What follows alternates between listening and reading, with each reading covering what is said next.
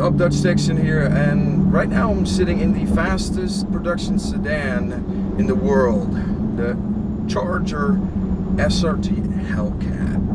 Now, as you well know, this car is powered by a 6.2 liter V8 that makes 707 horsepower and 650 pound-feet of torque, and you just know it. And over here we're coming up on a light. You pretty much know what that means.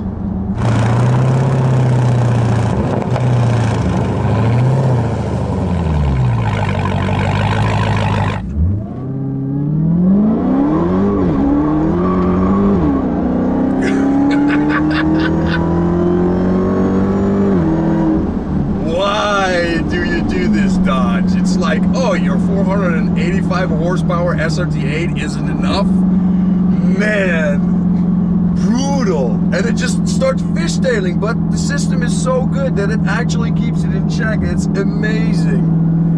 Man, this is like a permanent smile on your face when you drive this car. And the most wonderful thing about this is, oh, 707 horsepower. I bet that costs like $100,000. Wrong. Under 70 grand and you get one of these. Brand new off the showroom floor with warranty. What?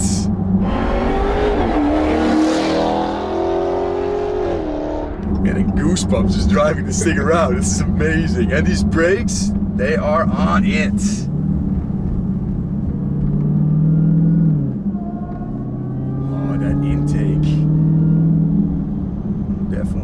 Not gun it over here like I usually do. 707 horsepower. Wait until it's straight.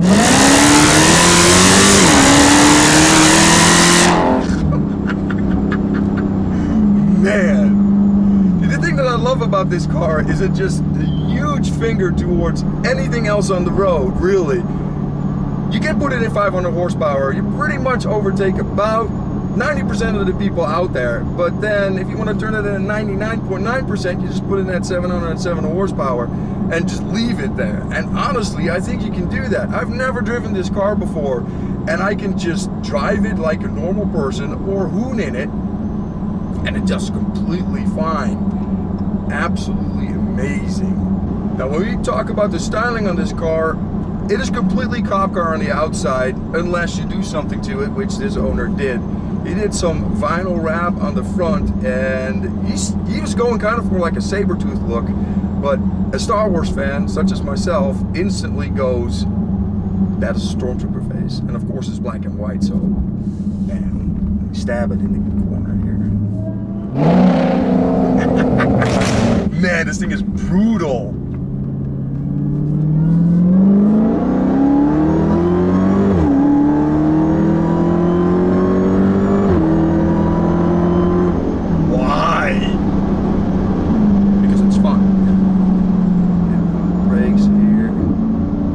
Sport mode really likes to downshift for you, and it shifts perfectly too, and it keeps the revs a little bit higher, so you're always in that power band. I love it.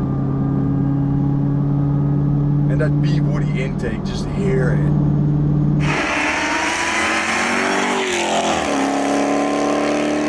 I'm gonna get on the brakes here a little bit more firm. These brakes are more than adequate for this car for sure. It also weighs a lot. That's one of the things that Chargers always have had, is a weight problem, and about 4,500 pounds if I remember correctly, and that is a lot. But 707 horsepower is a lot too, so that's why it does what it does. Let's try to put this in manual mode. I wonder how fast this transmission shifts.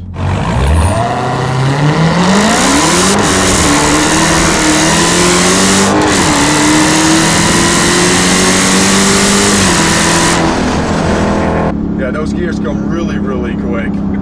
It's like second gear, I was already through it. The engine was like, hey, hold up, there's no more revs. Which is also amazing. This car just keeps on pulling, and you really think, oh, it should have another, what, 1,000 RPM left? Red line is 6 grand.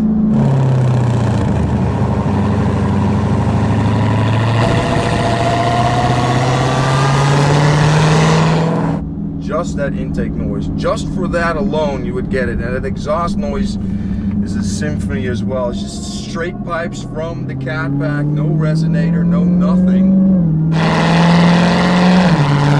And that transmission, 8-speed transmission, that's something that I can't fathom either.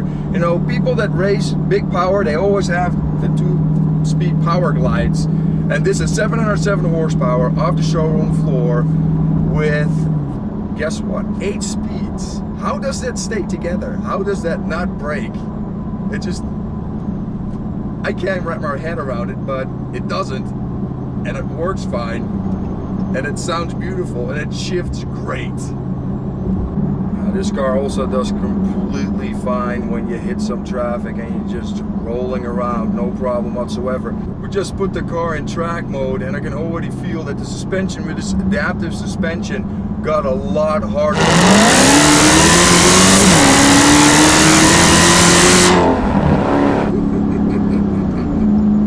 Man, it shifts so much faster in that track mode. And it's also a whole lot harsher. I feel the bumps a whole lot more. I think for daily traveling, it is completely fine just leaving it in the regular mode. It has plenty of grip, especially with these tires on it. Stock, it comes with 275s all around, something I can't get because you have so much power on tap. Why don't you have wider tires? But the owner, of course, fixed that problem. He got 295s on the back, and that's probably one of the reasons why it really doesn't want to bust loose too much as opposed to the stock tires. About 60 miles an hour here. Downshift.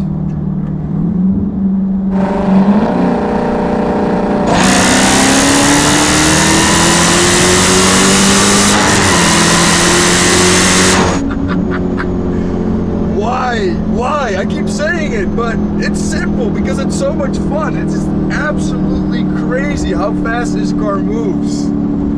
I love it. This is truly, if you are a performance car enthusiast who like American cars, and again, those brakes, very, very nice, and minimal nosedive.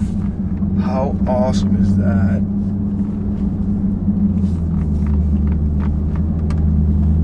Sharper turn there.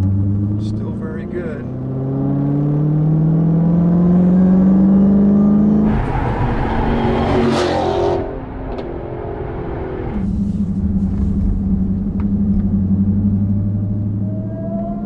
I just can't get enough. Every time I'm hitting this stretch of road, you get just the perfect amount of throttle to hear that supercharger just whine.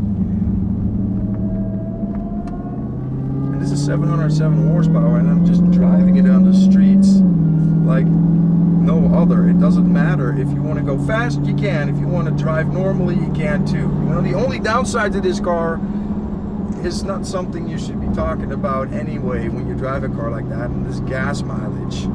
This car can suck it down pretty darn quick, and I'm not going to give you any numbers. You can find those on the internet if you wish. But if you consider this, gas mileage should definitely not be one of the considerations at all. I love the way this car downshifts. This is a sport mode, by the way, again. We're no longer in track.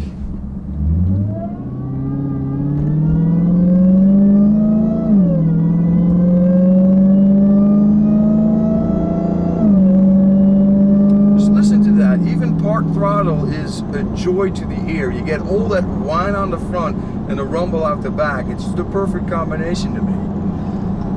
One thing that I absolutely love about this car as opposed to the Challenger is that you have 4 doors. So you can actually take 5 adults in this car and they'd be, well, comfortable, I suppose, if they know each other, because they're going to be rubbing elbows back there. But you have plenty of leg room, and that is absolutely amazing. So if you're a taller person, this is definitely one of those cars that you'd be completely fine with. Now, the one thing people might think is an oversight is the transmission. This is, of course, that 8-speed. You should have had a manual. Maybe yes, maybe no. Personally, I'm starting to lean towards no. I've driven the CTS-V. As you well know, I've reviewed a 2009 version that had an automatic as well. And it just does it so much better than the manual transmission, you know. But it's all about skill. Yeah, you know, I like consistency. I like getting at the light and hitting the gas in a car that has that much power. If you do that in a Mustang with similar mods and you know, 700 horsepower Mustang is a manual transmission or any other car, then you're constantly messing with the clutch and everything. You know, it's cool, it's very rewarding, I love it. But this,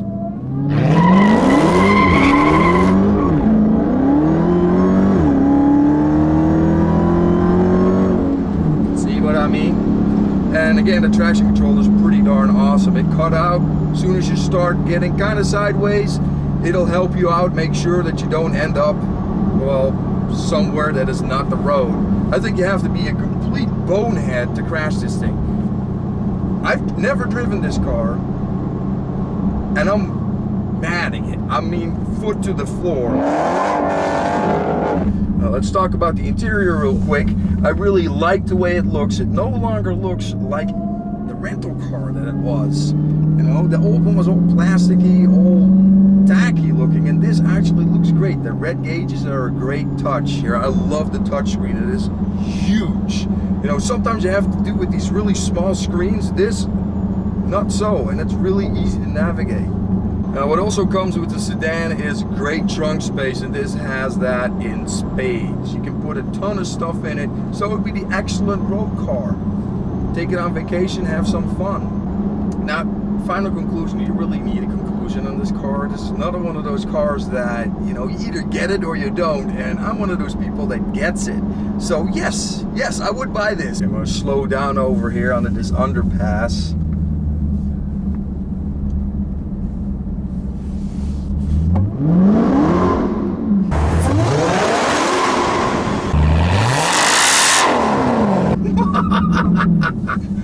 Man.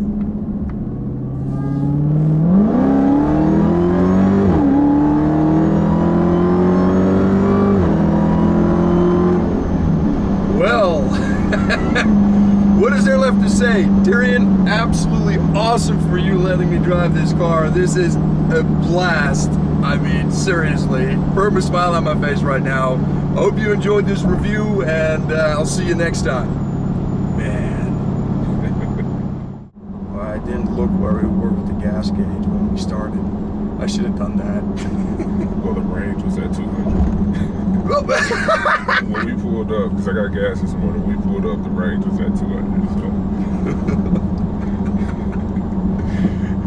So. See about that gas mileage? Yeah, it goes quick.